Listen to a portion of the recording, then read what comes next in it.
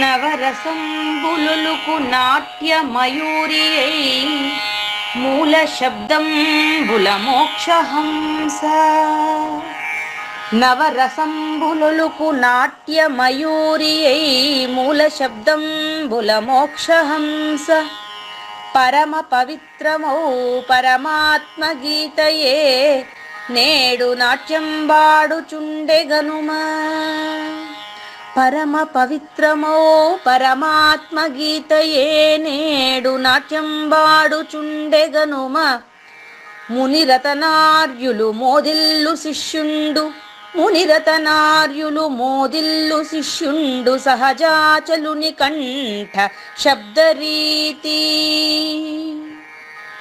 అజ్ఞానతిమిరంబులంతంబుజేయ అనాదిబోధను వినుము ఆర్యులార.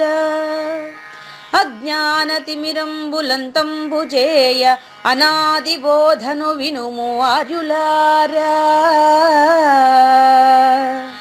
వినుము ఆర్యులార. తెలిపే జ్ఞానేశ్వరుల్ గీతన్ దివ్య రీతి. తెలిపే జ్ఞానేశ్వరుల్ గీతన్ దివ్య రీతి.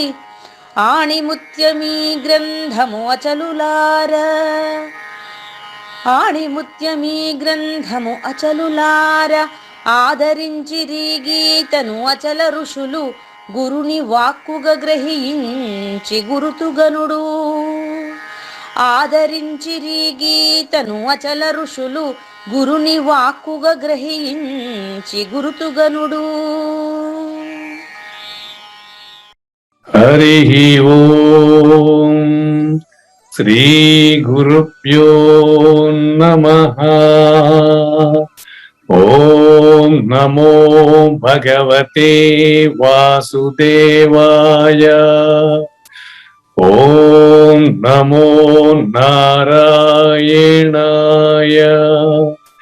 ఓం నమః శివాయ.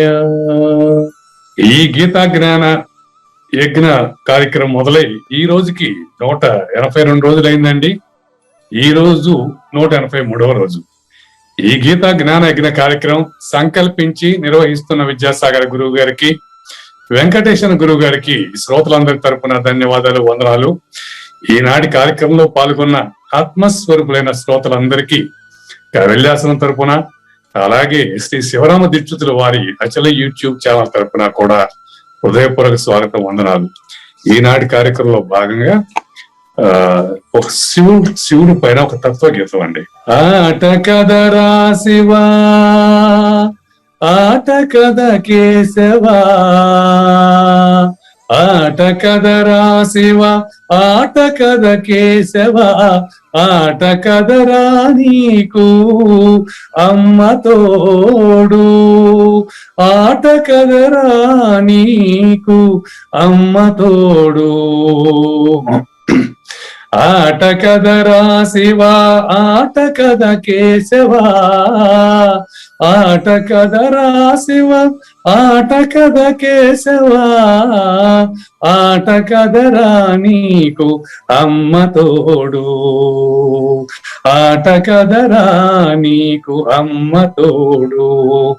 ఆట కథ జననాలు, ఆట కథ మరణాలు, ఆట కథ జననాలు, ఆట కథ మరణాలు, మధ్యలో ప్రణయాలు, ఆట ఆట నీకు, మధ్యలో ప్రణయాలు ఆట నీకు, ఆట కథ సొంతాలు, ఆట కథ పంతాలు, ఆట కథ సొంతాలు, ఆట కథ పంతాలు, ఆట కథ అంతాలు, ఆట నీకు, ఆట కథ అంతాలు, ఆట నీకు, ఆట కథరా శివ, ఆట కథ కేశవా, ఆట కథరా నీకు అమ్మ తోడు, ఆట కదరా నలుపు, ఆట కదరా తెలుపు, ఆట కదరా నలుపు, ఆట కదరా తెలుపు, నలుపు తెలుపుల గెలుపుల ఆట నీకు, నలుపు తెలుపుల గెలుపుల ఆట నీకు, ఆట కదరా మున్ను, ఆట కదరా మిన్ను, ఆట కదరా మున్ను, ఆట కదరా మిన్ను, మధ్యలో ఉంచి ఆడేవు నన్ను, మధ్యలో ఉంచి ఆడేవు నన్ను, ఆట కదరా శివ, ఆట కథ కేశవ, ఆట కదరా నీకు అమ్మ తోడు, ఆట కథ జననాలు, ఆట కథ మరణాలు, మధ్యలో ప్రణయాలు ఆట నీకు, ఆట కథ సొంతాలు, ఆట కథ పంతాలు, ఆట కథ అంతాలు, ఆట నీకు, ఆట కథరా నలుపు, ఆట కథరా తెలుపు, నలుపు తెలుపుల గెలుపుల ఆట నీకు, ఆట కదరా మన్ను, ఆట కదరా మిన్ను, మధ్యలో ఉంచి ఆడేవు నన్ను, ఆట కదరా శివా, ఆట కథ కేశవా, ఆట కదరా శివా, ఆట కథ కేశవా, ఆట కదరా నీకు అమ్మ తోడు. గురుగారి కార్యక్రమాలు మెచ్చుకో. గురువే సర్వలోకానాం విషజే భవరోగిణాం నిధయే సర్వ విద్యానాం దక్షిణామూర్తయే నమః. ఉన్న పరిపూర్ణంలో లేఖనే జరుగుతున్నట్లున్నటువంటి శ్రీమద్ భగవద్గీత జ్ఞానేశ్వర్య జ్ఞానయజ్ఞం 183వ రోజు శ్లోకంలో 180వ శ్లోకం 180వ కందర్భ ధరువుని తెలుసుకునే దానికి ముందుగా ఈ పాటలోని పరమార్థం ఏంటంటే, మనకు తెలుస్తున్నట్టు ఆటలాగా మనకు తెలుస్తుండేదంతా కూడా భ్రమ. ఈ మొత్తం పాటలో ఆట అనే ప్లేస్ లో మీరు భ్రమ అని గన ఒక బ్రాకెట్ లో రాసుకున్నారంటే, ఆ ఆట అనే పదాలకన్నిటికీ భ్రమ పెట్టుకుంటారండి, మీకు మొత్తం అర్థమైపోతుంది. ఈ మొత్తాన్ని కృష్ణ ప్రభువులు ఒకే పద్యంలో చెప్పున్నారు.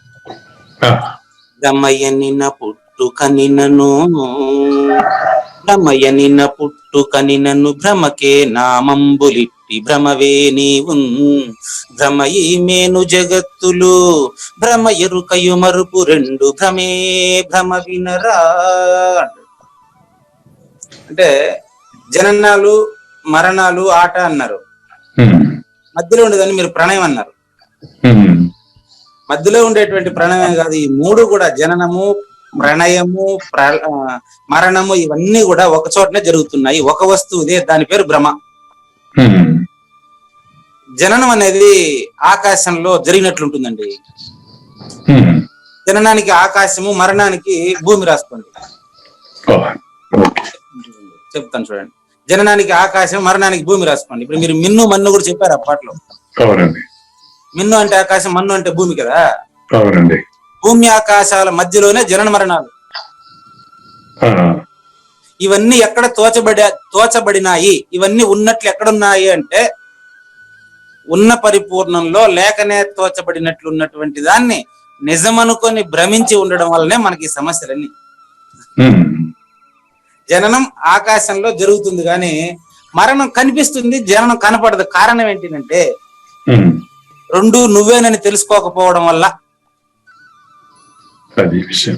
జననము మరణము నేనేనని తెలుసుకోలేకపోవడం వల్ల జననం అంటే ఏంటో నాకు తెలీదు. మరణం ప్రత్యక్షంగా కనిపిస్తూ ఉండడం వల్ల నామరూపాలకు సంబంధించి కనిపిస్తా ఉండేది మరణం. దీని వెనకాల ఈ నామరూపాలని నడిపిస్తా ఉండేటువంటి చైతన్య శక్తి ఈ నామరూపాల కంటే వేరుగా ఉందని భ్రమించడం వల్లనే ఈ జనన మరణాల జంజాటం నుంచి, భ్రాంతుల నుంచి బయట రాకుండా పోతాం. అందుకనే కర్మలో అకర్మ, అకర్మలో కర్మను చూడడం అంటే పరిపూర్ణత చెందుట అని అర్థం. అది చెందాలి అంటే మనకు తొలి ఏమంటారు, తొలి మేను అని ఒకటి, మలిమేనులు 3 అంటారు కృష్ణప్రభు. నిజానికి మలిమేనులు 1, 2, 3 పెట్టుకున్నాం. బాగా చూడండి, ఇదేమంటాడంటే ఆయన తిప్పారు, తొలి మేనులు 3 మరుపు అంటాడు. చెప్తాడు ఇప్పుడు కృష్ణప్రభులు చెప్తారు విషయాన్ని. 180వ కందార్థ దరువు. నిజానికి తొలి అనేది ఎట్లా, మలి అనేది ఎట్లా, ఆ రహస్యాన్ని కృష్ణప్రభు ద్వారా విధానం చూడండి. కర్మలో ఆ కర్మని, అకర్మలో కర్మని చూచుట పరిపూర్ణత. ఆ పరిపూర్ణత చెందలేకుండా ఎందుకున్నాము, ఆ భ్రాంతిని పోగొట్టే ప్రయత్నం కృష్ణప్రభువులు చేస్తున్నారు చూడండి. అసలు ఆయన తొలి ఎందుకన్నారు? గురు మంత్ర ప్రతాపం. ఈ అధ్యాయం పూర్తిగా గురువాక్యమే. మరుపన తొలి మేనులు 3, ఎరుకన 4వ శరీరమే 2 పరిపూర్ణమవలి దీవలి ఎరుకను గురువాక్కు చేత ఎగరాజింబినాను. పోవును లేని తిరిగేదేగినాను, ఎరిగేదే లేకుండు ఏమో ఆవలి జాడా, నిరిగే వారెవరింకా ఇంతే చాలెరు కాను ఎగరాజింబినాను. పోవును లేని తిరిగేదేగినాను. మరుపు అంటే తొలి 3 దేహాలండి, అంటే స్థూల సూక్ష్మ కారణ. ఎరుక అంటే 4వ దేహం. ఈ 2 ఒక్కటే. ఎరుక అంటే తురియం లేకపోతే ఆత్మ. ఈ 2 ఒకటే, పరిపూర్ణం. దీనికి అవతలిది. ఈవలి ఎరుకను గురువాక్యం చేత పోగొడితే లేనెరుక లేదు. లేని ఎరుక లేకపోతే ఎరిగేదే లేదు. ఏమో అవతలి జాడ, ఎరుకను ఎరిగేవారు ఎవరింకా, ఇంతే చాలు. దీన్ని ఇప్పుడు మీరు పాడిన పాటకు అన్వయించి చెప్పే ప్రయత్నం చేస్తాం. ఇప్పుడు ఆట అంటే 2 పార్టీలు ఉండాలనా? ఉండాలండి. ఇద్దరి మధ్య జరిగేదాన్ని ఆట అంటారా, ఒకరే చేస్తే దాన్ని ఆట అంటారా? రెండోది లేకుండా ఆట జరగదు. జరగదు. కొంతమంది ఇప్పుడు శ్రోతలు అంటూ ఏంటండి కంప్యూటర్ తో ఒకడే ఆడుకుంటాడు. నో నో నో, అది కూడా అతను ఇంకొకరిగా భావించి ఆడుతుంటాడు, దాన్ని ఆట అంటారు. అంటే పిల్లలు కంప్యూటర్ లో ఇప్పుడు ఈ మధ్యలో చాలా మంది ఆడుతున్నారు కదా. అవునండి. అక్కడ కూడా వీడు ఆడినట్లు ఆడ ఇంకొకరు ఆడినట్లు భ్రాంతి కల్పించుంటే దాన్ని ఆట అంటారు. లేదా ఇద్దరు ఆడే ఆటనే చూస్తాడు వీడు కూడా కంప్యూటర్ లో కూడా. కాబట్టి ఆట అంటే ఖచ్చితంగా 2 పార్టీలు ఉండాలనా? తప్పకుండా ఉండాలి. ఈ 2 నేనని తెలుసుకోవాలి. ఇప్పుడు ఒకటే అని తెలుసుకోవాలా. మీరు పాడిన ఆటకి దీనికి సమన్వయం చేస్తారు చూడండి. ఈ ఆట గదరా శివ, ఆట జననము మరణము అనేది ఆట. ఆ ఆటలో 2 భాగాలు ఏంటివి? జననం మరణం. ఈ జననం మరణము ఈ 2 వేరు వేరు అనుకోవడం వల్ల సమస్య వచ్చింది మనకి. ఇప్పుడు బాగా గమనించండి. ఈ జననము మరణము, జననం వచ్చి ఎక్కడ జరుగుతుంది? భూమి మీదనా ఆకాశం మీదనా అని చెప్పి నేను ప్రశ్నిస్తున్నా చూడండి. ఏమండి భూమి మీదనే కదా, మళ్ళీ దీనికి ప్రశ్న ఎందుకు అనబోతారు మీరు? భూమి తిరుగుతా ఉండేది ఆకాశంలో. ఆకాశంలో భూమి తిరుగుతూ ఉండడం వల్ల జననం జరిగి ఉండేది భూమి మీద అని మీరు చెప్పినా భూమి మొత్తం తిరుగుతా ఉండేది ఆకాశంలోనే. కాబట్టి ఆకాశ అంశమే జననం. ఆకాశము జననమునకు అవకాశం ఇచ్చింది. ఏది? నీ జననమునకు ఆకాశము అవకాశం ఇచ్చింది. ఎక్కడ? తల్లిదండ్రుల ఆలోచనలో. అభౌతికంగా చూడండి, అవకాశంలో మాత్రం చూడండి. నామరూపాలను తీయండి, నామరూపాలు లేకుండా ఆలోచించండి. తల్లిదండ్రుల ఆలోచనలో విత్తనంలో ఈ చెట్టు ఉంది కదండి. ఇప్పుడు మర్రి విత్తనము మన ఆవగింజ కంటే చిన్నదిగా ఉంటుందంట. నేను చూడలేదు, మీరు చూస్తుండలే, నేను కూడా చూడలేదు. చూడాల్సిన అవసరం ఏముంది? అని మర్రి చెట్టు కనిపిస్తానులే. మర్రి చెట్టు కనిపిస్తుంది అంటే అది విత్తనాల నుంచి వచ్చిందే కదా. ఇప్పుడు విత్తనాన్ని చూడండి, విత్తనం లోపల ఈ మర్రి చెట్టు అంతా ఇమిడి ఉందా? అవునండి. విత్తనం లోపల ఈ మర్రి చెట్టు అంతా ఇమిడి ఉందా లేదా? ఉమ్, ఆకాశంలో జనన మరణాలు ఇమిడి ఉన్నాయండి. ఏం పెద్ద కష్టం లేదు ఇది. ఉమ్, ఆకాశం అనే దాంట్లో అందులో సూది బెజ్జంలో దూరే అంతా నీ సుషుమ్నట్లో ఉండే ఆకాశం. అదే అక్కడి నుంచే ఇవన్నీ వచ్చినాయి. ఆకాశం అనేది జననం, మరణం కూడా ఆకాశం అవుతుంది. ఎందుకు ఎలాగంటే బంధించినా కూడా అది ఆకాశంలో కలుస్తుంది కదా గురుగారు, Yes, పంచభూతాల్లో కలిసేదేగా. అంతేనండి అంతేనండి. ఉమ్, అదే చెప్పింది. అంటే ఆకాశంలోనే జననం, ఆకాశంలో మరణం. అంటే జనన మరణాలు రెండు ఒక వస్తువుకు సంబంధించిందే. yes, అదే అండి. ఉమ్, ఆ విషయం ఇక్కడ చూద్దామండి. ఇదో ఇప్పుడు తొలి మలి అని చెప్పిన ఆ రెండు ఒకే వస్తువు.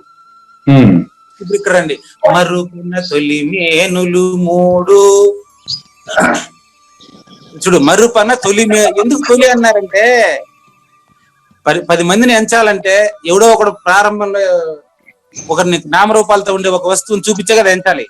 ఉమ్, అందుకనే ఈ మూడు వేరు కాదు. ఈ మూడు ఇప్పుడు చెప్పబోయే నాలుగోది వేరు కాదు. రెండు ఒకటేనని ఇందులో మనకు తెలియాలి. ఆ ఒకటి నేనేనని తెలియాలండి. ఆ, సరే, ఓకే. మరుపన్న తొలి మేనులు మూడు. ఎట్టుండయి మూడు? ఇవే కింద ఉండేది ఇరుక, పైన ఉండే మూడు మరుపండి. ఉమ్, ఓహో, సీరియల్ నంబర్లు ఉన్నాయి కాబట్టి తెచ్చాడు ఆయన. చూడు, 1 2 3. పైన ఉండే మూడు మరుపు, అవిద్య. ఉమ్, అవిద్య. తొలి మేనులు మూడు అంటే విరాట హిరణ్య గర్భ వ్యాకృత అనేది ప్రకృతి పరంగా. ఉమ్, స్థూల సూక్ష్మ కారణ అనేది వ్యష్టి అంటే నా దేహ పరంగా. ఉమ్, అందుకని దాని జీవ తనువులు అన్నాము. ఉమ్, ఇందులో అభిమానులు విశ్వడు, తేజస్సుడు, ప్రాజ్ఞుడు. దానికి అవస్థలు జాగ్రత్త, స్వప్న, సుషుప్తి ఉన్నాయి కదా.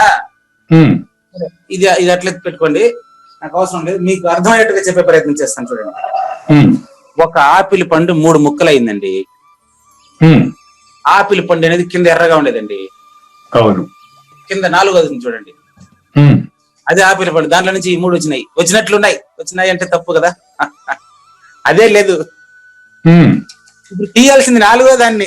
4వ దాన్ని తీసినాక ఈ 3 ప్రత్యేకంగా ఈ నామరూపాలతో నీకు పనే ఉండదు మళ్ళీ. అంటే దాన్ని డిఫరెన్షియేట్ చేయటం ఎలా గురువు గారు? కారణానికి చెప్తున్నాను. మహాకారణానికి ఓకే, ఆ. స్థూల సూక్ష్మ కారణాలకి మహాకారణానికి డిఫరెన్షియేట్ చేసేది అట్లా మీరు చెప్పారు. చెప్తాను. యాపిల్ అంతా కలిపి మహాకారణం, దాని నుంచి 3 వచ్చినాయి. Okay, right.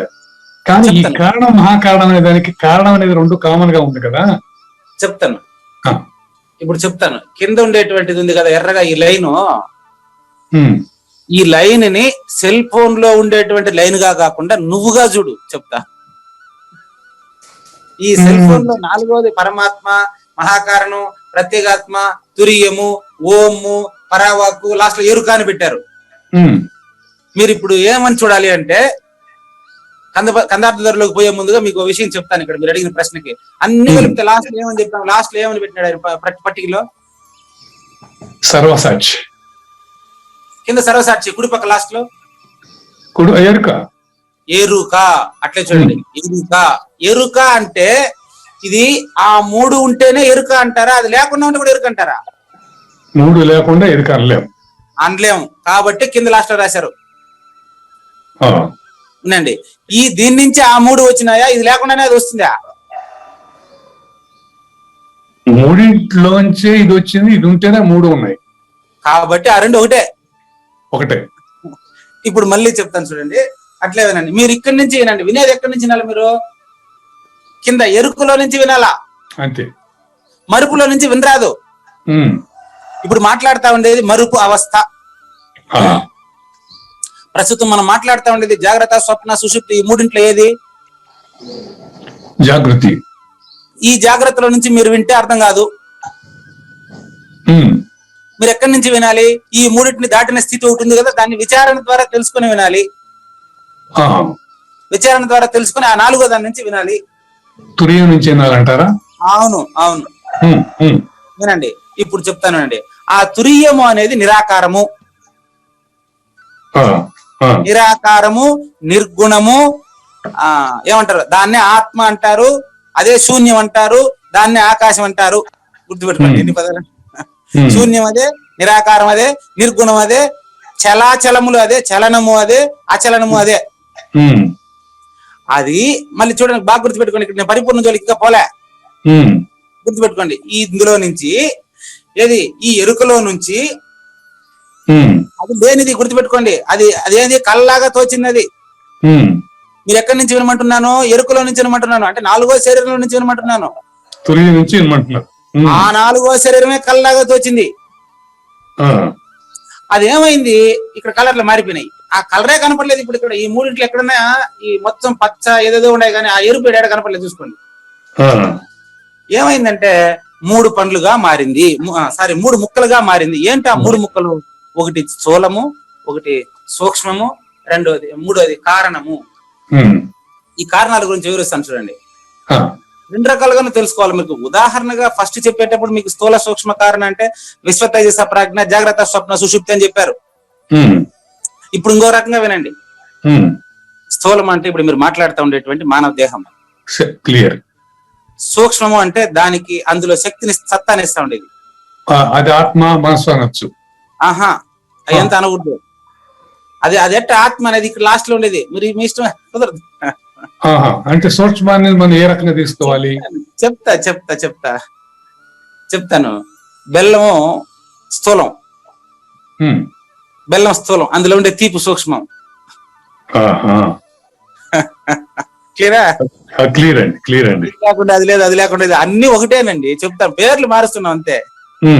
మీరు ఆత్మ అనేటప్పటికి ఆత్మ అంటే లాస్ట్ లో ఉండేది మాత్రమే ఆత్మ అవుతుంది. దాని దగ్గర పోవకండి. ఇప్పుడు వినండి, జ్ఞాత కదా ఆత్మ, 25ది కదా, 24. కాబట్టి స్థూలము అంటే కంటికి కనిపిస్తున్నటువంటి ఈ శరీరం, సూక్ష్మము అంటే బెల్లంలో తీపిలాగా. ఈ రెండిటికి కలిసినటువంటి కారణం మూడోది ఉంది, అవ్యాకృత. అది స్థూల సూక్ష్మాలు, ఈ బెల్లము తీపిలు ఎక్కడి నుంచి వచ్చినాయి? ఆ 2 బెల్లము తీపి 2 కలిసి అని దేంట్లో తయారైనాయి చెప్పండి. మీరు దాన్నే చెప్పండి, ఆ ఉదాహరణ చెప్పండి. అవునండి, ఆ ఒకటి దాని పేరేం పేరు? బెల్లము తీపి బెల్లము కలిపి 2 కలిపితే తయారైన వస్తువు అది ఏంది? అది దాని పేరు అది కారణం అంటామా? అదే దాని పేరు చెప్పండి. చెరుకు. ఓకే అండి. చెరుకు గడ కదా, అదే ఇది అనుకోండి. అవునండి. ఓకే. మీకు ఉదాహరణ నీకు ఇక్కడనే తీసుకుని వస్తా. ఇప్పుడు ఆడిగిపోతున్నా మళ్ళా.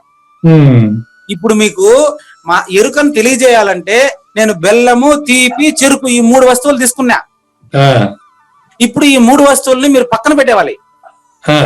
మీకు ఉదాహరణ కోసం తెచ్చిన ఈ పదాలు నీ పదాల దగ్గర ఉండిపోకండి. అలాగేనండి. ఇప్పుడు చూడండి, ఈ 3టిని మరుపు అన్నామండి. ఓకే. ఈ మరుపుకి మీకు మంచి ఎగ్జాంపుల్ కూడా చెప్పాను. పక్కన అవిద్య అని రాసి పెట్టినాను. ఈ 3టిని మరుపు అంటే అవిద్య అని అర్థం.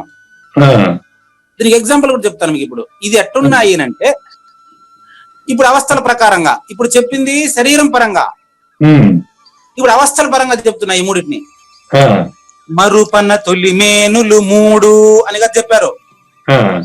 మరుపు అని రాసి పెట్టినా కదా మరుపు అని. తొలిమేనులు 3 అంటే 1, 2, 3 కదా. ఎట్లా పనిచేస్తున్నాయి ఇవి?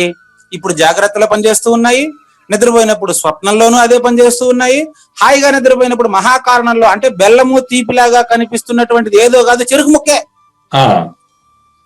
మీకు ఉదాహరణకు తెచ్చాను. ఇక్కడ మీకు మాత్రం పనికి వస్తుంది, మిగతా వాళ్ళకి మళ్ళీ ఈ ఉదాహరణ పనికిరాదు. వాళ్ళకి అనుకూలంగా తేవాలి, వాళ్ళ ప్రశ్న బట్టి తేవాల్సి ఉంటుంది. అందరికీ సరిపోదు.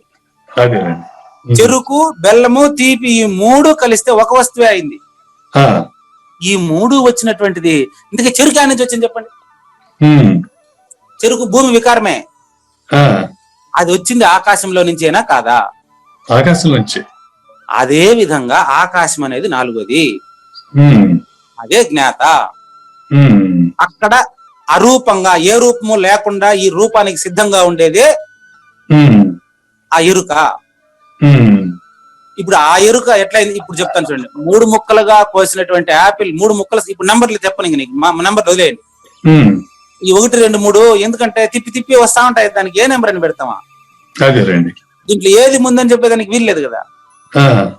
ఇప్పుడు 4వ దాని దగ్గరికి పోయే ముందుగా చెప్తున్నాను మీకు. చూడండి, 3 సమానమైన ముక్కలు ఇవి. ఓకే. ఇప్పుడు మీరు ఆపిల్ పండు తీసుకున్నాను, కానీ మీకు అందరికి ప్రచారంలో ఉండేది ఆపిల్ పండు అంటే అందరికి ఇష్టం కాబట్టి తీసుకున్నాను. అంతే. ఆపిల్ పండు లేదు, ఏమి లేదు. గుర్తుపెట్టుకోండి, ఆపిల్ పండు అనేది ఊరికి మీకు ఎగ్జాంపుల్ తీసుకున్నా. మీనింగ్ అర్థం అంతే. ఆపిల్ పండు 3 సమాన భాగాలుగా ఉన్నాయి. ఇప్పుడు ఒక ముక్కేమో జాగ్రత్త, ఒక ముక్కేమో స్వప్నము, ఒక ముక్కేమో సుషుప్తి. ఒక ముక్క స్థూలము, ఒక ముక్క సూక్ష్మము, ఇంకో ముక్క కారణం. ఉమ్, ఈ 3 ముక్కలు సమానంగా ఉన్నాయి. అవును. జాగ్రత్తలో ఏమో ఇది జ్ఞానయజ్ఞం నిజమేనని తెలుస్తా ఉంది. ఉమ్, స్వప్నంలో ఏమో కలగనేటప్పుడు ఇది అబద్ధం అయిపోతేనే కదా అది నిజమైందా. ఉమ్, కాబట్టి జాగ్రత్త స్వప్నము సమానమే.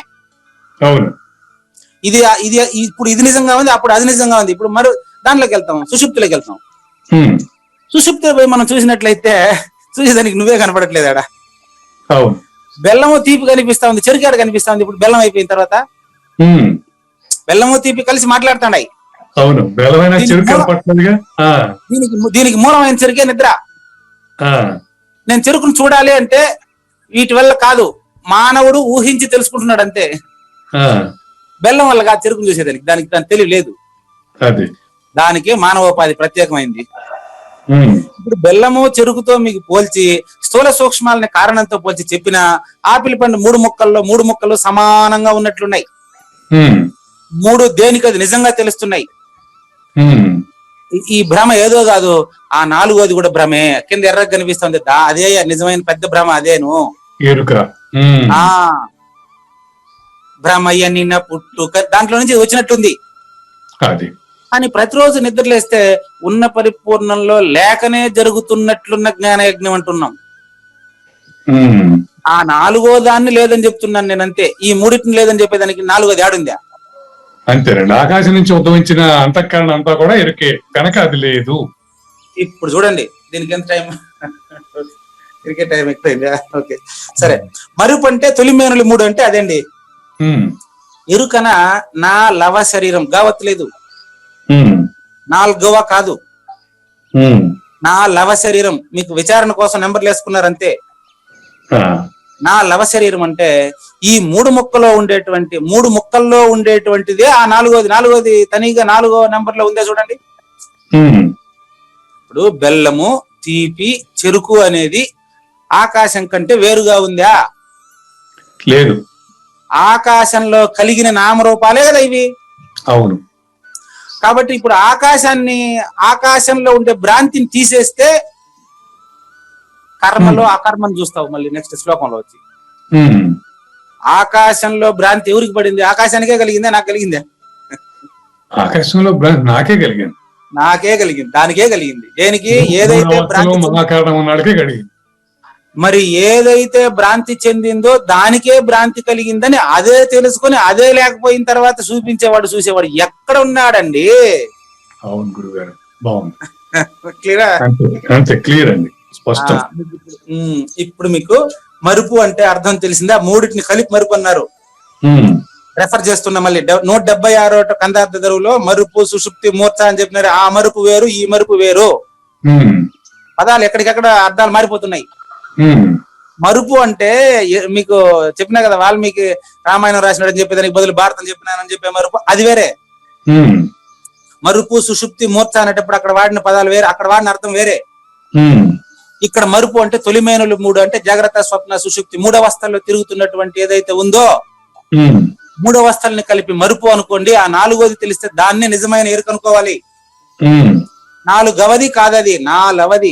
ఒక పండును 3 భాగాలుగా చేసిన తర్వాత ఈ 3 దేంట్లో నుంచి వచ్చింది? దాంట్లో నుంచి. దాన్ని లవ అంటే 1/4, 1/3.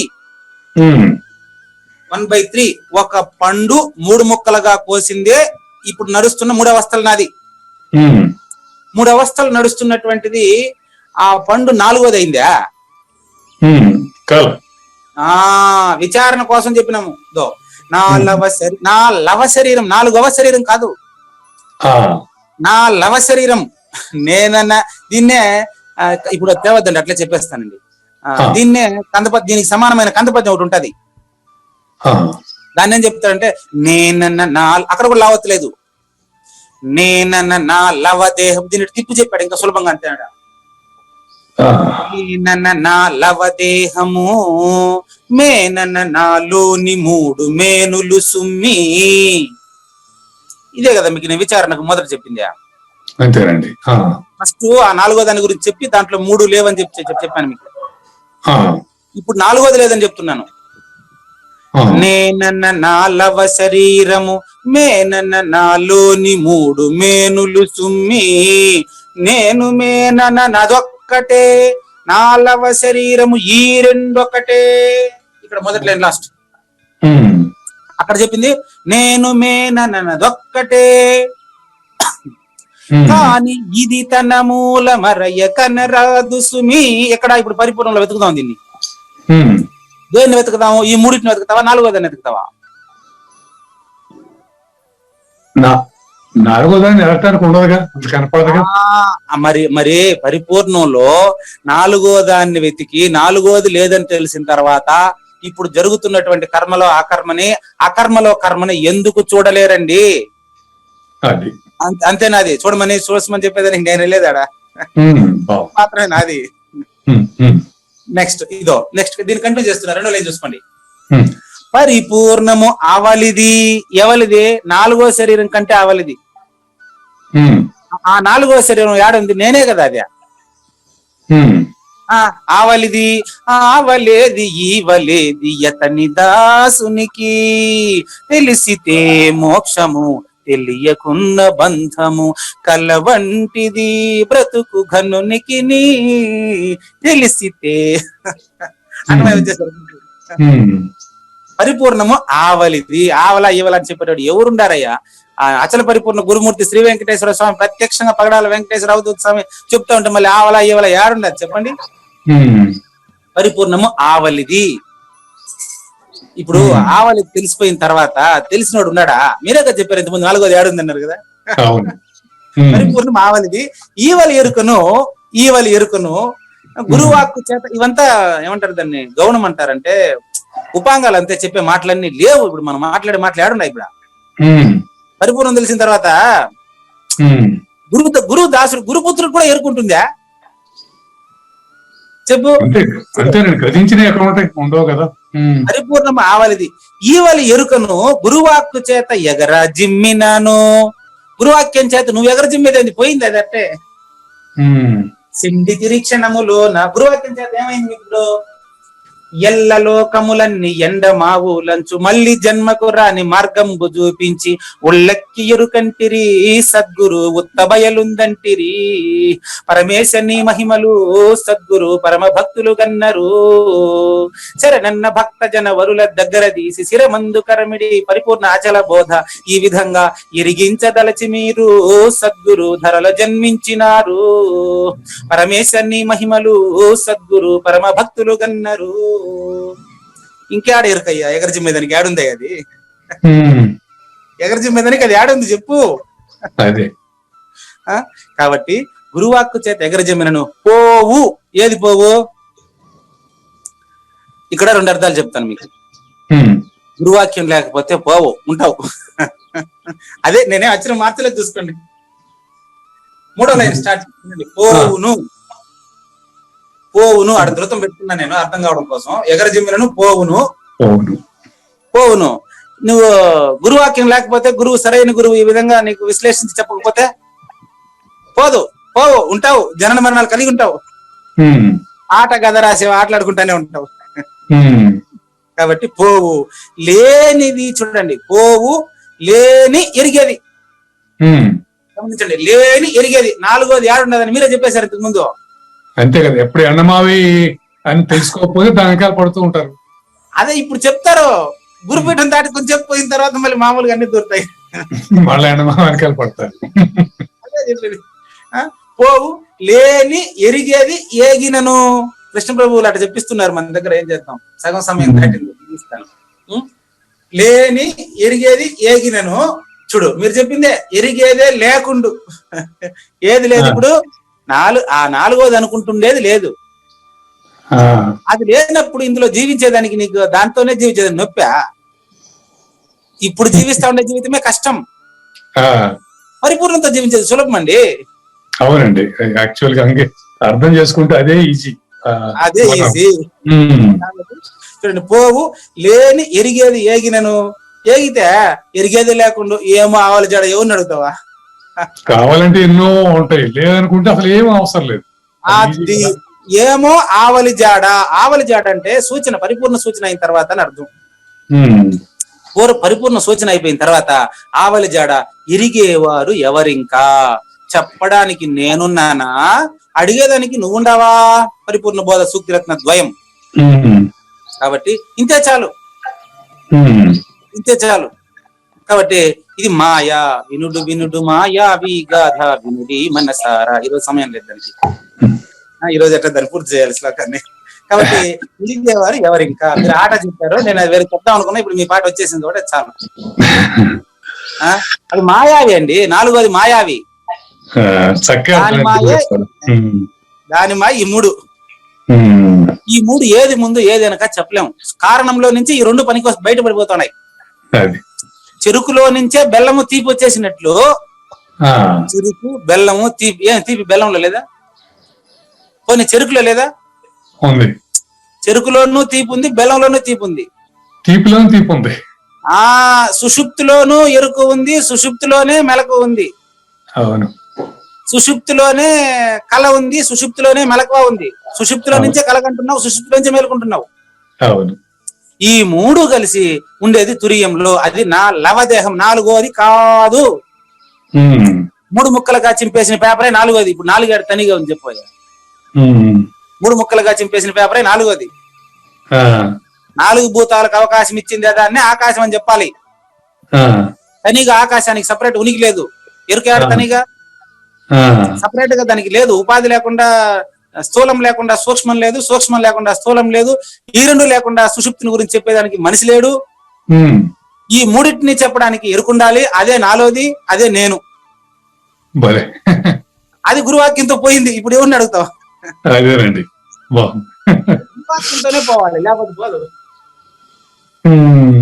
ఈ విధంగా గురువాక్యంతో పోయిన తర్వాత కర్మలో అకర్మ, అకర్మలో కర్మను చూడొచ్చని మనకు జ్ఞానేశ్వర్లు చక్కగా చెబుతాను. ఇప్పుడు జ్ఞానేశ్వర్ దగ్గరికి అండి. ఇది తీరా మరుపు అంటే ఈ మూడు, ఎరుక అంటే నాలుగోది, నాలుగవది కాదు.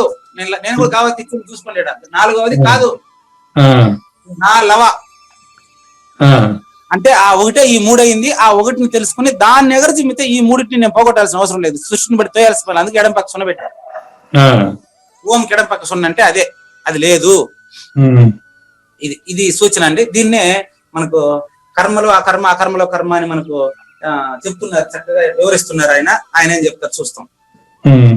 నిన్న మనకి ఎంతవరకు ఏంటంటే, అయ్యా ఎవరైతే చెట్లు కదలకుండా ఉండే చెట్లు కదులుతున్నట్టు తెలుస్తున్నట్లు బాగుపడుతుంది. నిన్నే ఈ విషయం మీద పెద్దలు ఫోన్ చేశారు. ప్రముఖమైనటువంటి గురుపుత్రులుగా ఉండేటువంటి, ప్రస్తుతం ఉండేటువంటి జ్ఞాన వృద్ధులు ఫోన్ చేసి ప్రశంసించారు. కర్మలో అకర్మ నాకు ఇంతకు ముందే కూడా ఐడియా ఉందండి. ఈ అకర్మలో కర్మ అనేది ఇక్కడే మనకి ఈ జ్ఞాన యజ్ఞంలోనే నాకు నివృత్తి అయిందని వాళ్ళు చెప్పారు. ఇది జ్ఞాన యజ్ఞాన్ని ప్రశంసనించదగినటువంటి విషయం ఇది. చూడండి, తాను చేస్తున్నటువంటి కర్మల్ని ఎట్లా చూడాలి? అకర్మలో కర్మగా చూడాలి, పరిపూర్ణంలో జరుగుతున్నటువంటి లేనిరుకగా చూడాలి. సింపుల్ అండి. ఉన్న పరిపూర్ణంలో లేకనే జరుగుతున్న జ్ఞాన యజ్ఞంగా చూస్తే సరిపోలేదండి. ఉన్న పరిపూర్ణం అకర్మ కదండి. ఉన్న పరిపూర్ణం అకర్మ, అందులో ఏ కర్మ లేదు. లేకుండానే జరిగినట్లు తెలుస్తున్న జ్ఞాన యజ్ఞాన్నే అకర్మలో కర్మగా చూడండి. ఏం కష్టం మీకు, నొప్పి ఏమే, సింపుల్ అని సంపూర్ణంగా జ్ఞాన యజ్ఞం లేనిదేనని తలచి దీనికే పెట్టుకుంటాం. సంపూర్ణంగా మిథ్యలని తలచి, మిథ్యలు నాగేశ్వరరావు మిథ్య, చెప్తా ఉండేవాడు మిథ్య, ఇవంతా లేనివేనని స్పష్టంగా తెలిసి ఆ మూల స్వరూపాన్ని, ఆ పరిపూర్ణాన్ని ఎవరైతే గుర్తించారో, ఇక్కడ మూల స్వరూపాన్ని మాట పెడితే పెట్టుకోలే, పరిపూర్ణమని గుర్తుపెట్టుకోలేడా? ఈ మూల స్వరూపాన్ని, పరిపూర్ణాన్ని ఎవరైతే గుర్తిస్తున్నాడో అట్టి వాడు నిజమైన నిష్కర్ముడు. నిజమైన నిష్కర్ముడు అంటే వాడు పనిచేస్తున్నవాడు కాదు. ఇక్కడ కర్మ, అకర్మ, వికర్మ మళ్ళీ ఒకసారి చెప్తున్నాను, పాతది చెప్పి ముందుకెళ్తాను. కర్మ అనే పదానికి అర్థం సహజంగా అయితే ఇంత ముందు శ్లోకంలో ప్రకారం అయితే కర్మ అంటే అన్నాద్భవంతి భూతాన్ని పర్జన్యాద్ అన్న సంభవ, యజ్ఞాద్భవతి పర్జన్యో యజ్ఞ కర్మ సముద్భవ, కర్మ బ్రహ్మోద్భవం విద్ధి. కర్మ బ్రహ్మోద్భవం విద్ధి ఏందండి శ్లోకాలుగా భగవంతుడు మాకు అర్థం కాదంటారేమో. సరే, తెలుగులో చెప్తాను నిదానం. అన్నము వలన ప్రాణులు, వర్షము వలన అన్నము, సృష్టి యజ్ఞము వలన వర్షము. ఈ వర్షము సృష్టిలో జరుగుతున్నటువంటి కర్మ అని భావించండి. ఈ కర్మ ఎక్కడి నుంచి జరుగుతుంది అనుకున్నప్పుడు కర్మ బ్రహ్మోద్భవం విద్ధి, బ్రహ్మ నుంచి జరుగుతున్నాయని తెలుసుకో అన్నారు కదా, అది మాయాసబలిత బ్రహ్మ. అది నిజమైన బ్రహ్మ కాదు. నేననే బ్రహ్మ. బ్రహ్మందు లేక కలిగిన, ఉన్న పరిపూర్ణంలో లేకనే కలిగినటువంటి భ్రాంతి. బ్రహ్మందు లేక కలిగిన బ్రహ్మను నేననెడి మాయ ప్రబల జగంబై. దాని నెంబర్ కావాలి మీకు, 85, 86 ఉంది అది. బ్రహ్మందు లేక కలిగిన బ్రహ్మను నేననెడి మాయ ప్రబల జగంబై. అయ్యా, ఉన్న పరిపూర్ణమే నిజమైన బ్రహ్మం అండి. బాగా గుర్తుపెట్టుకోండి, ఉన్న పరిపూర్ణ నిజమైన బ్రహ్మ. ఆ బ్రహ్మలో ఈ ఎరుకుంది చూడు, ఈ 4వ శరీరం, ఇంతగా నేర్చుకున్నాం 4వది. అది అంటే ఆకాశాదిక భూత నీకు ఆత్మక మగుచు ఈ జగమైంది. ఆకాశాదిక భూత నీకు ఆత్మక మగుచు ఈ జగమైంది. ఎవరికైంది జగం? నీకైంది. ఇక్కడ ఆయన చూపిస్తున్నాడు పరిపూర్ణ. మొదటి బ్రహ్మ పరిపూర్ణం, ఈ 2వ బ్రహ్మ ఎరుక. బ్రహ్మందు లేక కలిగిన, ఉన్న పరిపూర్ణంలో లేకనే కలిగినటువంటిది ఏమనుకున్నది? బ్రహ్మను నేననే మాయ. అదే 4వ శరీరం.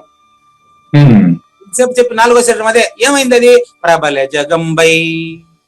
చెరుకు, బెల్లము, తీపి. అదే సులభంగా చెరుకు, బెల్లము, తీపి. విరాట్ హిరణ్య గర్భ వ్యాకృత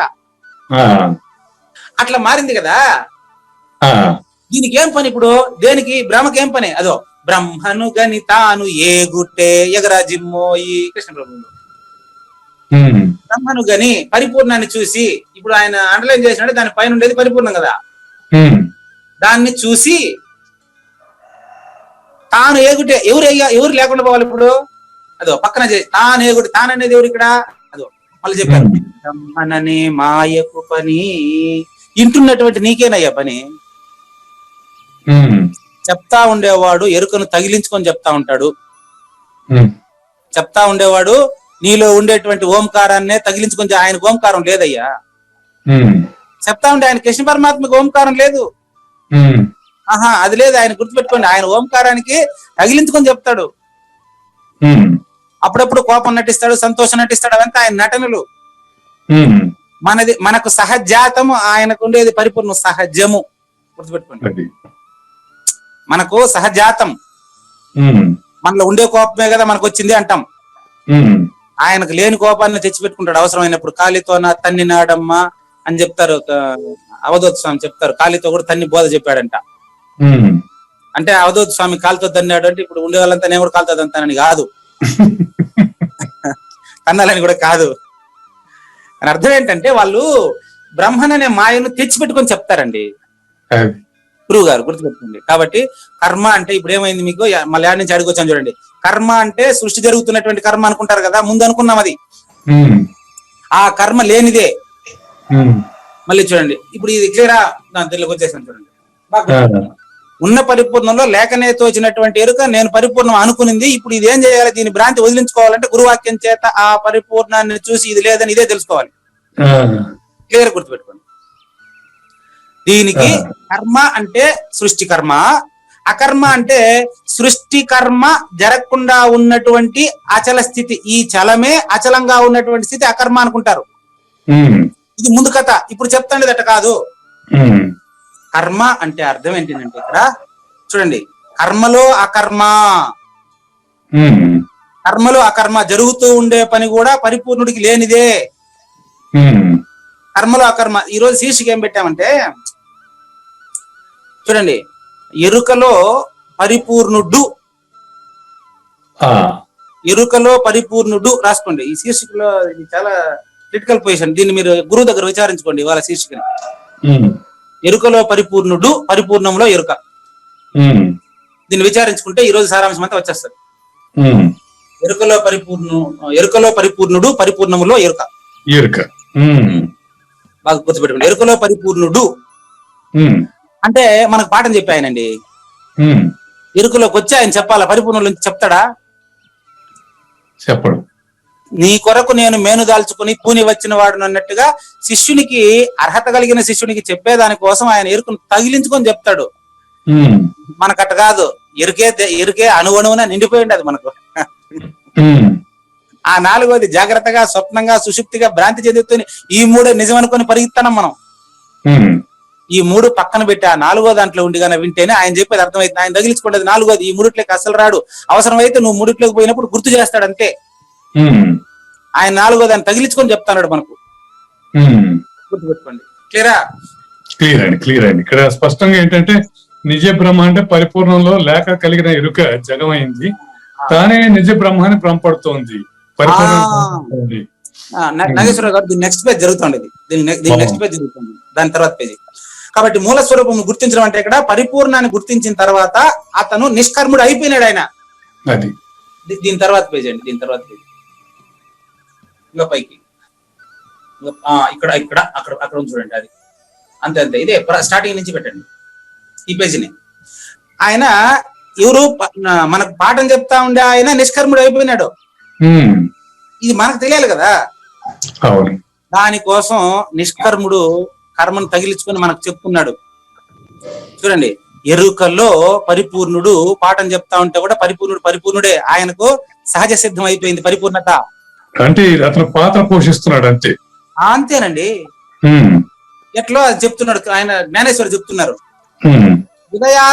ఉదయాస్తమయముల బాధ ఉన్నప్పటికీ సూర్యుడు అచంచలముగా తిరుగుతున్నాడు. ఇంకోటి దిగవల్లి శేషగిరిరావు రాసిన దాంట్లో అచలముగా అన్నారు. ఏం తప్పులేదు, రెండు ఒకటేనండి. అచంచలముగా తిరుగుతా ఉన్నాడు. ఎట్ట ఇదే అకర్మలో చూడండి, అకర్మలో కర్మ. అచంచలముగా తిరుగుతున్నాడు. సూర్యుడు తిరుగుతా ఉన్నాడా, మనం తిరుగుతానమా? ఈ రెండింటికి పోలిస్తే మనమే తిరుగుతున్నాం. సూర్యుడు అక్కడ తిరుగుతున్నాడు, భూమి సూర్యుడు చుట్టూ. కానీ తెల్లారింది లేగండో కొక్కరొక్కో దేంతో చెప్తున్నావు? ఇక్కడ ఉన్న జాగ్రత్త అవస్థలో. బాలభానుడు వేరే. అదే పాటలు రాశారు, మన అదే బోధ కోసం రాశారు అభయానందుల వారు. అంతే, బాలభానుడు భాతి అని రాస్తాడు. అంటే బాలభానుడు వేరే, వయసులో ఉండే బాణుడు వేరే, ముసలి బాణుడు వేరే ఉండారేంటి? ఇప్పుడు బాలభానుడు అంటే సూర్యోదయం, మిట్ట మధ్యాహ్నం సూర్యాస్తమయం. ఇప్పుడు మీరేం ఊహించారు? సూర్యుడు ఇక్కడ ఉన్నాడు, మిట్ట మధ్యాహ్నం నెత్తినున్నాడు, సూర్యుడు సాయంత్రం పక్కన పోయినాడు. లేలే, చూడండి అకర్మలో కర్మ. అకర్మలో కర్మ అండి. సూర్యుడు పోతాడా, మనమే ఊరికి ఆ మాట చెప్తాను అంతే. మనమే తిరుగుతా సూర్యుడు కనపాలంగానే లేని సూర్యుడు నెత్తి మీదకి సూర్యుడు వస్తే పగలు 12 అంటున్నావా లేదా? అవును. ఇది భౌతికంగా జరిగే ఉదాహరణ. అంతరంగికంగా మీరు ఆలోచించాలని ఇవన్నీ చెప్పింది ఎక్స్ప్లెయిన్ చేసింది. ఆ విధంగా సూర్యుడు అట్లా అచంచలముగా తిరుగుతున్నాడు అంటే ఆయన తిరగకుండానే మనం తిరుగుతూ ఆయనకు ఆపాదిస్తున్నాం. అది అట్లా పరిపూర్ణంలో లేకనే ఉండేటువంటిది కర్మ ఆపాదించుకునింది. అది అట్టివాడు సమస్త కర్మలను ఆచరించుచుండినను. మీరు చెప్పండి, సూర్యుడు ఉదయిస్తున్నాడు, సూర్యుడు మిట్ట మధ్యాహ్నానికి వచ్చినాడు అంటే కూడా సూర్యుడు గమనే ఉన్నట్టుగా పరిపూర్ణుడు పనిచేస్తున్నాడు అంటే ఆయన పనిచేస్తున్నట్ట? ఆయన బోధిస్తా ఉంటే బోధిస్తున్నట్టు ఆయనకు అసలు బోధిస్తామనే స్పృహ ఆయనకు ఉందా? లేదు. నీ కోసం ఉంది అంతే. కాబట్టి అట్టివాడు సమస్త కర్మలను చేస్తా ఉంటే కూడా అతని నిష్కామతకు అచంచలంగా ఉంచుకుంటాడు ఆయన. అతను పరిపూర్ణుడే. పెరుగే మజ్జిగే. చూడండి, పెరుగు కదలదు, అటు పెడితే కదిలిస్తే కూడా సామాన్యం కదలదు. అదే మజ్జిగ అయితే తొణుకుతుంది. అందుకని పెరుగే మజ్జిగ ఆయన ఉండొచ్చు అని ఇప్పుడు గుర్తొస్తుంది. నేను ఎప్పుడు ఆ సామెత చూడలేదు, వినలేదు, దానికి ఎక్స్ప్లెయిన్ చేయలేదు ఎప్పుడు నేను. కాబట్టి అతని అశరీరత్వానికి భంగము రాదు. అతని అశరీరత్వం సహజ సిద్ధమైంది. మంది అట కాదు, మంది సహజాతం. జన్మార్జిత సంస్కారాలు నాలో కదులుతున్నాయి, ఆయనలో కదలదు. ఎందుకంటే ఆయన పుట్టలేదు. అజహసన్ అవ్యయాత్మ, ఆయన పుట్టనివాడు. దేహి పుట్టని వాడయ్యా. దేహి, నువ్వు కూడా పుట్టలేదు కానీ పుట్టినట్టు భ్రాంతి చెందావు. నువ్వు పుట్టి కూడా పుట్టకుండా ఉండే విధానం తెలుసుకునేదానికి ఈ బోధ. చూచుటకు ఆయన సామాన్య మానవుడు కనిపిస్తాడు గాని సూర్యుని ప్రతిబింబము నీటిలో కనిపిస్తే కూడా నిజమైన సూర్యునికి అంటలేదు. సూర్యుడు తడిసిపోవడం లేదు. బావిలో సూర్యబింబం కనిపిస్తా ఉంది, సూర్యుడు తడిసిపోయినాడా? లేదు. అట్లా నిష్కర్ముడగు పురుషునికి మనుష్యత్వము అంటదు. కర్మలో అకర్మలో కర్మ రెండు ఒక్కటేగా చూడాలా. అది రెండింటి పరిపూర్ణుడికి అన్వయించి చెప్పాల్సినటువంటి శ్లోకం ఇది. ఉమ్, నిష్కర్ముడైనటువంటి పురుషునికి మనుష్యత్వము ఎట్టి పరిస్థితుల్లోనూ అంటదు. ఉమ్, ఆయన నుంచి నువ్వేం తీసుకోలేవు, నువ్వేం ఆయనకి ఇలేవు, గుర్తుపెట్టుకో. ఉమ్, ఏదన్నా ఉంటే భౌతికంగానే, ఉమ్, నీకు ఆయన సంబంధం లేదు. అది అటువంటి విషయాలు మళ్ళీ వచ్చినప్పుడు చెప్తాను మీకు. అట్టి నిష్కర్ముడు, ఎందుకంటే పరిపూర్ణంలో ఏది పుట్టదని చెప్పిన తర్వాత పరిపూర్ణుడు కూడా ఏమన్నా ఇస్తాడంటే ఎట్లా ఒప్పుకుంటావండి? ఉమ్, ప్రబోధ ద్వారా, ప్రబోధ సమయాన్ని ఎరుకను పోగొట్టగలిగే శక్తి మాత్రం ఆయన పుష్కలంగా ఉంటది అంతే. ఉమ్, గుర్తుపెట్టుకుని నువ్వేమిచ్చినా ఆయన దేహాన్ని పోషిస్తా ఉంటే నీ దేహాన్ని పోషిస్తున్నట్టు గుర్తించు దయచేసి. అది ఆయనకు రోగం రాకుండా కాపాడుకుంటున్నాడు అంటే, రాజుగారికి రోగం రాకుండా, గురువు గారికి రోగం రాకుండా కాపాడడం కూడా రాజుదే బాధ్యత. ఉమ్, ఎందుకు? ఆయన ప్రబోధ ప్రపంచానికి అందాలి కాబట్టి. ఉమ్, అంతే తప్ప ఆయనకు నువ్వేం ఇవ్వట్లేదు, ఉమ్, గుర్తుపెట్టుకోవాలి. కాబట్టి అట్టి నిష్కర్ముడు విశ్వాన్ని చూస్తా ఉంటాడు, ఉమ్, చూడకనే చూస్తా ఉంటాడు. ఉమ్, సమస్త పనులు చేస్తా ఉంటాడు, చేయకనే చేస్తా ఉంటాడు. ఉమ్, సర్వ సుఖ దుఃఖములు అనుభవించకుండా అనుభవిస్తా ఉంటాడు. ఆ, ఆ పదం కలుపుతున్నానండి నేను, అక్కడ ఏమనుకోబోకండి, అది అది వ్యాఖ్యాత ధర్మం అది. ఉమ్, కానీ ఆ సర్వక్రియల నుండి తటస్థుడుగా ఉండును, అదే కదా ఇప్పుడు ఇంతసేపు చెప్పింది నేను. అవును. తటస్థుడుగా ఉండు అని చెప్పేదాన్ని అక్కడ అనుభవించకుండా అనుభవిస్తా ఉంటాడు. అనుభవానందుడికి అనుభవం లేదు, ఉమ్, సచిదానందంతోనే ఉపయోగించి ఓంకార పీఠంగానే ఆయన మాట్లాడుతుంటాడు, ఆయనకు ఓంకారం లేదు. ఉమ్, కాబట్టి అతడు స్వయంగా విశ్వరూపుడు అయినాడని చెప్పవాలని, విశ్వరూపుడు అయినట్లు నీకు తెలుస్తా ఉంది అంతే, ఆయన ఏడ కాలే. ఉమ్. ఆ అంటే దశ సర్వజ్ఞుడు అనే పదానికి దీనికి అన్వయించవచ్చు కదండి. బ్రహ్మాండంగా ఆయన Okay. సర్వజ్ఞుడు, సర్వ అగ్నుడు. Very good, clear. ఓకే. సర్వజ్ఞుడు ఆయనే, సర్వ అగ్నుడు ఆయనే. ఉహుం, ఆయన బీజరహితుడు. ఎప్పుడు మానవ మాతృడిగా బీజరహితుడిని గుర్తిస్తేనే నీకు జన్మరహితం తెలియబడుతుంది. ఉమ్, ఉదాహరణకి ఇప్పుడు శ్రీకృష్ణ పరమాత్మ ఫోటో పెట్టుకుని, తర్వాత సాయిబాబా ఫోటో పెట్టుకుని, సాయిబాబాను ఫోటో పెట్టుకుని పూజించే వాళ్ళు కొంతమంది, విమర్శించే వాళ్ళు కొంతమంది, ఇద్దరు లాభం లేదండి. ఉమ్, ఇప్పుడు సాయిబాబా గురువు అయితే నీకెందుకు, కాకపోతే నీకెందుకు? ఉమ్, మెహర్ బాబా గురువు అయితే నీకెందుకు, కాకపోతే నీకెందుకు? ఉమ్, ఇప్పుడు అటువంటి లక్షణాలు, అశరీర గురుమూర్తి లక్షణాలు పక్కనుండే మనిషిలో ఉంది, గుర్తించవయ్యా. ఆయన పట్టుకొని శరణు వేడవయ్యా, నీకు పరిపూర్ణత తెలిసిపోతుంది. గుణాలు ముఖ్యంగానే వ్యక్తి గురించి ఆలోచించకూడదు కదా. ఏం పని మీకు దాంతో, ఏం పని? ఆయనకు తెలుసో తెలియదు, నాకేం పని? తత్వం ముఖ్యం. ఉమ్, ఆ తత్వం ఇప్పుడు ఎవరిలో ఉందో వాళ్ళని పూజించండి, ఆ తర్వాత వాళ్ళ ఫోటోని కూడా పూజించండి. ఉమ్, ఆయనతో నీకు సత్సాంగత్యం ఉండి ఆయనతో నిజం తెలిసిందనుకో, అప్పుడు ఆయన్ని పూజించినా తప్పులేదు. ఆయన్నే సాకారంగా ఆయన్ని పూజిస్తేనే తర్వాత ఆయన ఫోటోని పూజించుకోవడానికి నీకు అర్హత. అంతే.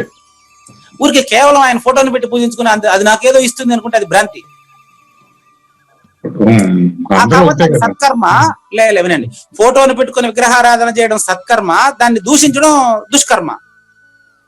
ఉమ్, కానీ ఈ రెండు ఉపయోగం లేనివి. ఈ రెండు కూడా మళ్ళీ గురువు దగ్గరికి పోయి, విగ్రహం మనిషి రూపంలోనే కదా ఉందండి, గురువు దగ్గరికి పొమ్మని సూచన విగ్రహమే చేస్తూ ఉంది కదయ్యా.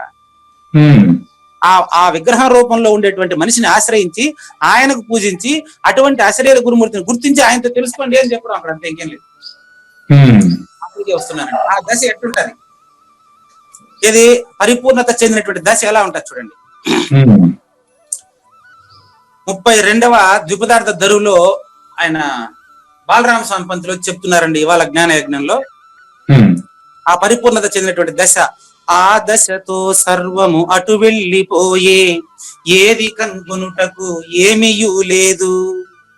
చూడండి, ఆ దశతో, ఏది ఎరుక ఎప్పుడైతే పోయిందో, ఉమ్, ఆ దశతో సర్వమటు వెళ్ళిపోయే, ఏది కనుగొనుటకు ఏమీయూ లేదు. లేదు జీవేశులు లేదీవు నేనును, లేదు భూతములైదును, తన్మాత్రలైదు లేదు పంచావస్థలును, లేదు పట్టు విడుపు లేదు లోపాల బయట, లేదు సర్వము లేదు, లేదు చూచుట లేమి, లేదు భూతములైదును, తన్మాత్రలైదు లేదు పంచావస్థలును. ఇక్కడ పంచ అవస్థలు అంటే జాగ్రత్త, స్వప్న, సుషుప్తి, తురియం, 4గా చెప్పుకున్నాం మనం. ఉమ్, ఈ 5వది పరిపూర్ణము నాకు తెలిసింది అనేటువంటి ఎరుకని 5వ అవస్థ అన్నారు. ఉమ్, గుర్తుపెట్టుకోండి, పంచావస్థలు ఇక్కడ ఈ ద్విపదార్థ ధరలో ముఖ్యమైనది పంచావస్థలు. ఉమ్, 3 అవస్థలు నిజం కాదు, 4వది నిజం అనుకున్నావు కదా. ఉమ్, పరిపూర్ణ సూచనతో 4వది పోయింది కదా. ఉమ్, ఇప్పుడు నేను పరిపూర్ణుడు అనుకుంటున్నావే, ఉమ్, అది 5వ అవస్థ. అదేనండి 5వ అవస్థ. ఆహా, ఉమ్, జాగ్రత్తాదులు లేవు, జగయుగము లేదు, పంచ అవస్థలు లేవు పరిపూర్ణమందు.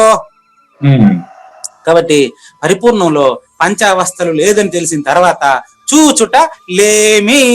నువ్వు చూస్తా ఉండేవాడు లేదు. ఉమ్, మరి ఇప్పుడు ముందుకెళ్తున్నా నేను. ఇది ఆ దశ ఎక్కడి నుంచి వచ్చిందయ్యా? పరిపూర్ణాన్ని చూస్తేనే. ఉమ్, దానికి ముందు ఏదైనా అర్థం కాకపోతే ముందు వెనకాల చూసుకోవాలి ఎప్పుడు కూడా. ఆ, దానికి ముందు ఏం చెప్తారు బాలరామ సంపంతులు? చూడండి ఆ దశ ఏ దశ చూడండి, దానికి చెప్తున్నాడు. ఏ దశ చూడండి. ఆహా, ఇదే పరిపూర్ణమా? అరే రే రే రే ఇట్లుంటుందా? అర్హాహా, ఇటువంటి ఆశ్చర్యము, ఇటువంటి పూర్ణము, ఇటువంటి బయలు తానేవేళ. ఇక్కడ తాను అంటే పరిపూర్ణం, గుర్తుపెట్టుకోండి. ఉమ్, తాను అంటే ఇక్కడ పరిపూర్ణం, అక్కడ చెప్పినప్పుడు తాను అంటే నేను. ఉమ్, కాబట్టి ఇటువంటి ఆశ్చర్యము, ఇటువంటి పరిపూర్ణము. మొదటి మంత్రం వచ్చేసింది ఇక్కడ చూసుకోండి. మొదటి మంత్రం నేను ఎప్పుడు చెప్పలేదు, బాలరామ సంపంతులు చెబుతున్నారండి. ఉమ్, ఇటువంటి ఆశ్చర్యము, ఇటువంటి పూర్ణము, ఇటువంటి బయలు తానే వేళలందు. ఆహా, ఎటు చూచినను గాని ఏకమయ్యుండ. ములుగుతో సందు లేదు, అంతా అదే ఉంది. నువ్వేడావు నేనేడున్నాను చూడు కావాలంటే. ఎట్ట లేవు ఎరుక మరుపులు, నిల్వాకెచటి కొమ్మటు మాయేలాయ రూపులు, పటుగా తీపగలులోని బట్ట బయలు బోలే, ఎటు చూచినా గాని ఏకమై అలరుచుండ. ఎట్టలేవు ఎరుక మరుపులు. చూడవయ్యా పరిపూర్ణమే ఉంది, ఎరుక లేనే లేదు చూడవయ్యా చూపిస్తున్నాడు బాలరామ సంపంతులు. చూడండి ఇప్పుడు చూసేవాడు ఉన్నాడా? మనకు సమయం లేదు కాబట్టి త్వరగా ఇంక 2 నిమిషాలే ఉంది, ముగిస్తున్నాను. నెక్స్ట్, మరి ఈ విధంగా చూసినాక లేదు, ఏమి లేదు. 33 పక్కన 33 ఏమి లేదు. మొదటి మంత్రంలో లేదు లేదు ఏమి లేదు. జగములు లేదన ఆత్మాత్మ. ఏమేమి లేదో చూడండి. లేనిది లేదని చెప్పాలని తప్ప ఉండేది ఉందని చెప్పడానికి నేను ఏడున్నానండి. లేదు యుగ జగములు లేదనాత్మాత్మ, లేదు విద్యలు లేదు ఇహ పరము, లేదు దేహము దేహి లేదు కాలంబు, నీవు నేని రాజులు లేని ఈ కాలమే లేదు లేదు. విన్నారు కదా 2వ అధ్యాయంలో. అదే ఇక్కడ చెప్తున్నాడు చూడండి. ఎవరు చెప్పినా గురుమూర్తి చెప్తే గురువాక్యం పలుకుతుంది, వేరే వాళ్ళు పలికితే కదా వేరే పలుకుతుంది. ఇంకా అక్కడ రాయబడింది ఇదే రాయబడింది చూడండి. అక్కడ గురువే వచ్చి రాశాడు, నేను రాయలేదు. దీనికి దానికి ఏమైనా తేడా ఉంది చూడండి. ఎక్కడ స్టార్టింగ్ లోనే 12వ శ్లోకంలోనే చెప్పారు కదా, నీవు నేని రాజులు లేని ఈ కాలమే లేదు లేదు, పుట్టనే పుట్టలేదు ఈ ఆత్మ సచ్చేది లేదు లేదు. చావు పుట్టుకులు భ్రాంతి అయ్యా చూడు. లేదు యుగ జగములు లేదనాత్మాత్మ, లేదు విద్య లేదిహము పరము, లేదు దేహము దేహి కాలంబు లేదు. ఆహా, లేదు జ్ఞానములు చిజ్జడములెప్పుడు లేదు, కారణ కార్యములు లేదు, పుట్టువు చావు లేదు, బంధముక్తులు లేదు, ఇప్పుడు అప్పుడనుట లేక ఉన్నది బయలు, లేదు జ్ఞానములు చిజ్జడములెప్పుడు లేదు, కారణ కార్యములు. చాలా ఆశ్చర్యంగా ఉందండి. అంటే వీళ్ళు స్రష్టర్ దర్శించి పరిపూర్ణాన్ని దర్శించి లేకనే వాళ్ళ గురువు ఓంకారాన్ని పీఠంగా వేసుకుని రాసుకుంటూ వెళ్ళిపోయారు అంతే. కాబట్టి లేని ఎరుక లేనే లేదు. కాబట్టి కర్మలో అకర్మను చూడండి, అకర్మలో కర్మను చూడండి, 2 చూసినప్పుడు మాత్రమే పరిపూర్ణుడు. అన్వయ వ్యతిరేక పద్ధతులతో అటువంటి పరిపూర్ణుడు యొక్క పరిపూర్ణ లక్షణాలు ఖచ్చితంగా ఉన్నట్లుగా ఎక్కడైతే భగవద్గీత ప్రారంభమైందో దాన్నే రేపటి శ్లోకంలో ముగించబోతున్నారు కృష్ణ పరమాత్మ. ఎక్కడ మొదలైంది? పండితులు ఎట్టుంటారంటే పరిపూర్ణుడు ఎట్టుంటారని అర్థం. ఇట్టుంటాడు పరిపూర్ణుడు. రేపటి శ్లోకంలో పరిపూర్ణుడు ఎట్టుంటాడో తెలియబడుతుంది. కోట్లాది గ్రంథంబుల సారము ఏకమై వినిపించెను, లేనిది లేదు లేదు, ఉన్నది లేకపోవుట లేదయ్యా, శ్రీకృష్ణుని పలుకును సూటిగా తలపల మునిరత్నము, సహజాచలుని నోటని చెప్పకనే చెప్పించును.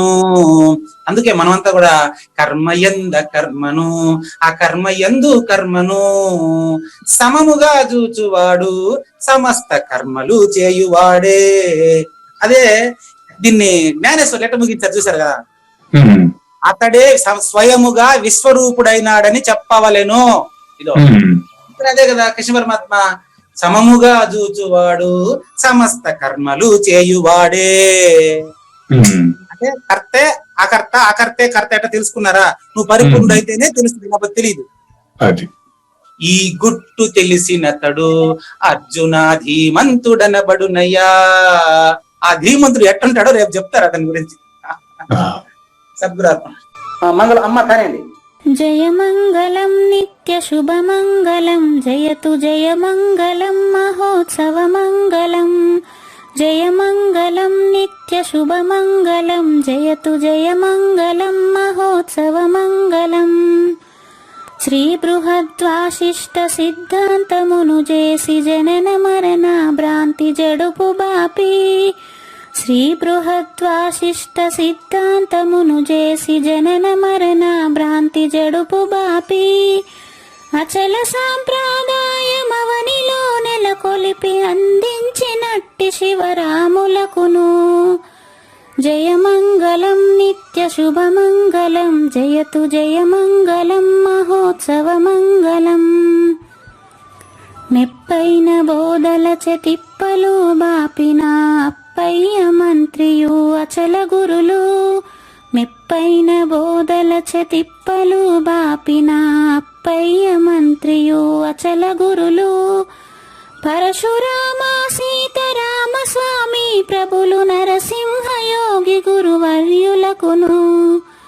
జయమంగళం నిత్య శుభమంగళం జయతు జయమంగళం మహోత్సవమంగళం. కంద కందార్థముల నందించి బృందముకు రంది పాపిన కృష్ణ ప్రభువునకును. కంద కందార్థముల నందించి బృందముకు రంది బాపిన కృష్ణ ప్రభువునకును. పలుకులా కందనిది పరబయలు ఇది అని పలికిన ఫీల్కాన లక్ష్మణునకు. జయమంగళం నిత్య శుభమంగళం జయతు జయమంగళం మహోత్సవమంగళం. ఫీల్కాన లక్ష్మణుల ప్రియ శిష్యవర్యుండు అవధూతయని పేరావనియందు. ఫీల్కాన లక్ష్మణుల ప్రియ శిష్యవర్యుండు అవధూతయని పేరావనియందు. పాఠాలు నేర్పించి పీఠాలు ఏర్పరచి శంఖబాపిన వెంకటేశ్వర వధూతకు. జయమంగళం నిత్య శుభమంగళం జయతు జయమంగళం మహోత్సవమంగళం. బట్టబయలున ఎరుక పుట్టనే లేదని బాలాజీ సింగు ఈ కీలు తెలిపే. బట్టబయలున ఎరుక పుట్టనే లేదని బాలాజీ సింగు ఈ కీలు తెలిపే. మూలమూలేనట్ట ఎరుకేమి లేదని తెలియజెప్పిన మునిరత్నమార్యులకును. జయమంగళం నిత్య శుభమంగళం జయతు జయమంగళం మహోత్సవమంగళం. నరస్వప్నము వంటి సురస్వప్నమిది అని పరిపూర్ణదర్శినిని ప్రకటపరచి. నరస్వప్నము వంటి సురస్వప్నమిది అని పరిపూర్ణదర్శినిని ప్రకటపరచి. సహజాచల రాజయోగి సద్గురు కృపచ సాంప్రదాయక గురుల సరసన జేరే. జయమంగళం నిత్య శుభమంగళం జయతు జయమంగళం మహోత్సవమంగళం. నిష్కల్మషానంద నిజ గురుని శిష్యుండు లింగమూర్తి లిపిని పొందుపరచి. నిష్కల్మషానంద నిజ గురుని శిష్యుండు లింగమూర్తి లిపిని పొందుపరచి. కార్వేటి నగరము పురవాసుడైనట్టి పూజారి వెంకటేశునకంకితం విధి. జయమంగళం నిత్యశుభమంగళం జయతు జయమంగళం మహోత్సవమంగళం జయమంగళం నిత్యశుభమంగళం జయతు జయమంగళం మహోత్సవమంగళం. జై సద్గురు ప్రభు మహారాజ్ కి జై. జై గురుదేవ్ అండి. శ్రోతలందరి తరపున వెంకటేశ్వర గురు గారికి ధన్యవాదాలు. శాంతి మంత్రం. ఓం పూర్ణమదః పూర్ణమిదం పూర్ణాత్ పూర్ణముదచ్యతే పూర్ణస్య పూర్ణమాదాయ పూర్ణమేవావశిష్యతే. ఓం తత్సత్. ఓం శాంతి శాంతి శాంతి. హరి ఓం. శ్రీ గురుభ్యో నమః. న తద్భాసయతే సూర్యో న శశాంకో న పావకః యద్గత్వా న నివర్తంతే తద్ధామ పరమం మమ.